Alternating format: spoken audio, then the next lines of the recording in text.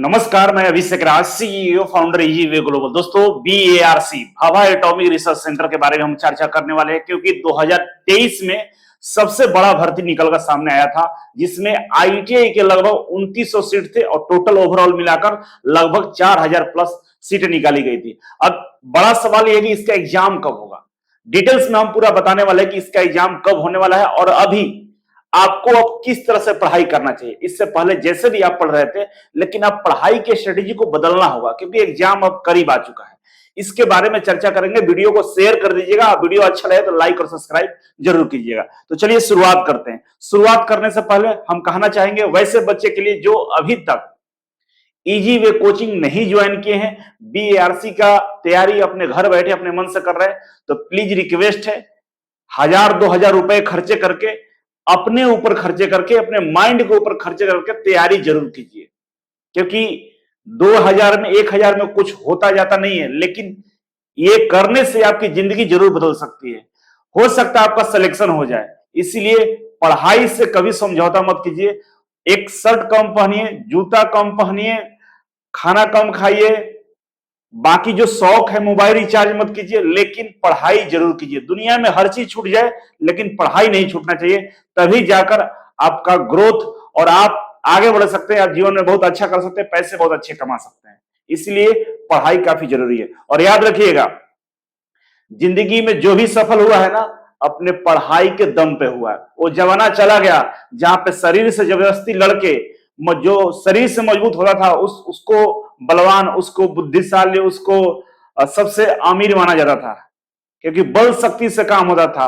अब बल शक्ति नहीं रहा, अब एजुकेशन शक्ति आ गया है। एजुकेशन आपके पास है, आप शिक्षित हैं, आप पढ़े लिखे हैं, तभी आपकी काबिलियत साबित हो सकती है, तभी आपको मौका मिल सकता है।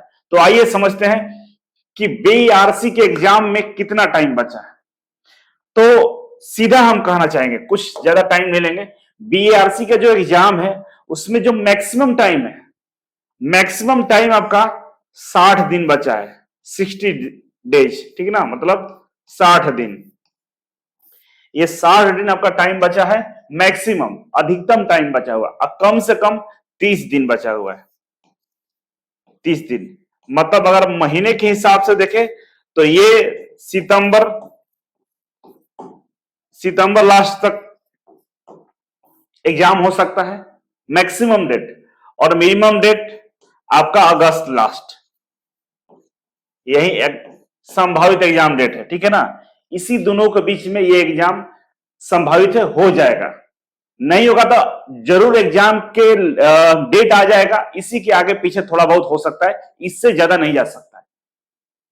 अब इसके लिए आपको तैयार होना होगा, अब पढ़ाई के तरीका को बदलना होगा, नहीं तो इस तरह से स्ट्रेस में रहिएगा और स्ट्रेस में कभी पढ़ाई नहीं होती है।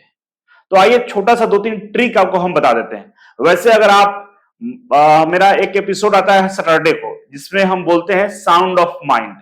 साउंड ऑफ माइंड अगर एपिसोड हमारा देख रहे होंगे तो आपको किसी से सलाह लेने की जरूरत नहीं है। आप ऑटोमेटिक बहुत अंदर से एनर्जेटिक रहिएगा, मोटिवेट रहिएगा और पढ़ाई अच्छा कर लीजिएगा। तो अब पढ़ाई के तरीका को बदलना होगा, ठीक है। अब पढ़ाई का तरीका कैसे बदलेगा, आइए समझाते हैं आपको।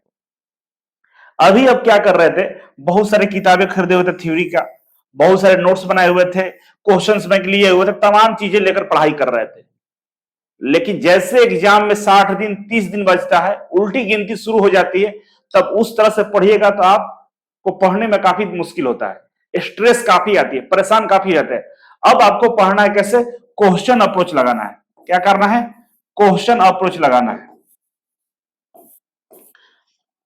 अगर इससे पहले आप थ्योरी अप्रोच से पढ़ रहे थे, थ्योरी अप्रोच कर रहे थे, तो थ्योरी अप्रोच का मतलब ये था कि थ्योरी पढ़े, प्रैक्टिस सेट लगाए, गलती हुआ फिर जाकर थ्योरी देखे, इस तरह से पढ़ रहे थे, तो इसको आप बंद कर दीजिए। अब क्या करना है, जितना भी चैप्टर आप पढ़ चुके हैं, पीछे वाला जितना भी चैप्टर हो चुका है, पढ़ चुके हैं, रिवीजन कर चुके हैं, या एक बार भी पढ़े हैं, उसका क्वेश्चन प्रैक्टिस कीजिए। अब थ्योरी मत पढ़िए, उसका क्वेश्चन प्रैक्टिस कीजिए और ये मैक्सिमम टाइम कीजिए। आपको जितना टाइम मिल रहा है उतना टाइम मैक्सिमम प्रैक्टिस कीजिए, पीछे जो चैप्टर आप पढ़ चुके हैं।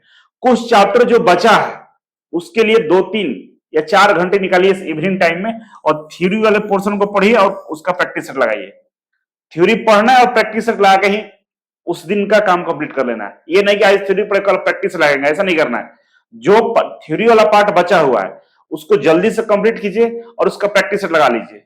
और ये काम ऊपर वाला जिसका जो चैप्टर हो चुका है उसका लगातार प्रैक्टिस कीजिए। एक एक चैप्टर का एग्जाम से पहले तक 10 बार प्रैक्टिस कर लेना है। कितने बार करना है?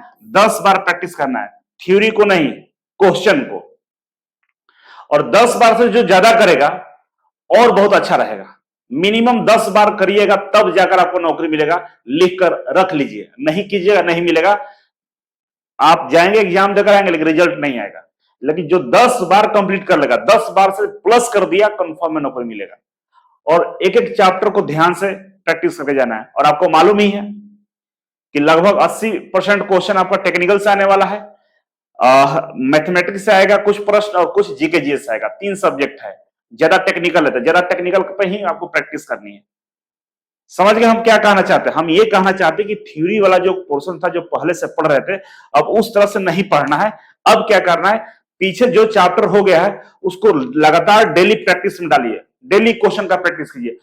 मान लीजिए हम क्या बोले कि 10 बार करना है। मान लीजिए पहला चैप्टर है और पहला चैप्टर को 5 बार कर लिया, आपको लगता है नहीं मुझे तो सब हो गया, आपको दिक्कत नहीं है। नहीं हुआ है, और प्रैक्टिस कीजिए, याद हो जाना चाहिए।